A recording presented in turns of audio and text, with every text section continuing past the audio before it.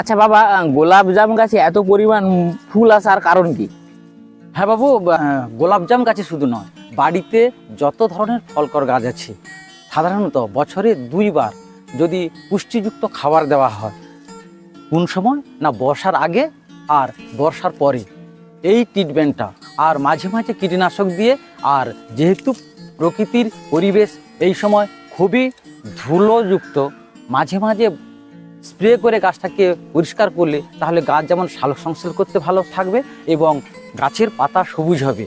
আর ঠিক ফুল আসার আগে বন্ধুরা, হ্যাঁ আপনাদেরকে আবারও বলছি, ফুল আসার আগে গাছের গোড়াতে আপনারা বিশেষ কিছু দেবেন না, আর গাছে নর্মাল জল দেবেন, অতিরিক্ত জল দেবেন না। কেন?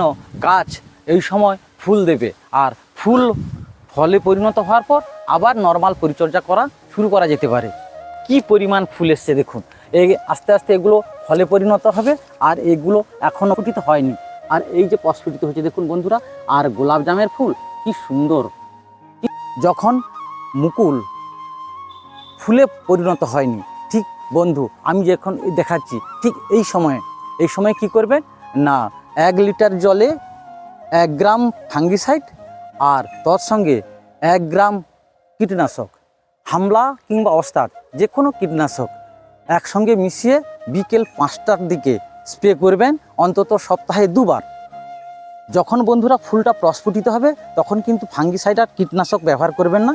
তাহলে কি হবে, গাছে যখন পরাগ মিলনের জন্য আমার মৌমাছি আসবে, তারা কিন্তু বন্ধুরা আপনার পরাগ মিলন করে দেবে গাছের, কিন্তু সে কিন্তু মারা যাবে। তাই বন্ধুরা এটা অবশ্যই মাথায় রাখবেন। ফুল পরাগ মিলন হয়ে যাওয়ার পর এইগুলোই আস্তে আস্তে ফলে পরিণত হবে।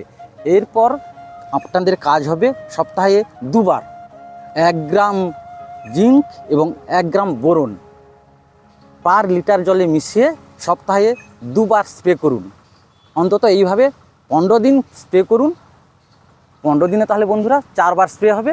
তারপর আপনারা দেখবেন ফুল থেকে ফল এবং ফলের গুটি কি সুন্দরভাবে ধরে নিয়েছে এবং আপনার বাগানও ফলে ভরে উঠবে। দেখুন আপনারা ফুল দেখেছেন, কুঁড়ি দেখাচ্ছি, এবং তার পরবর্তী পর্যায়ে কি সুন্দর যে গোলাপ জামের ফল, এই দেখুন সেই গোলাপ জাম পক্ক হওয়ার পর এই ফলটা কি সুন্দর হলুদ এবং সুগন্ধে ভরপুর হয়ে যায়, গোলাপের মতো সেন্ট। বন্ধু বন্ধু কেন কত? তোমরা যদি গোলাপ জাম গাছ লাগিয়ে থাকো এবং কিভাবে পরিচর্যা করছো, ফল ধরেছে কিনা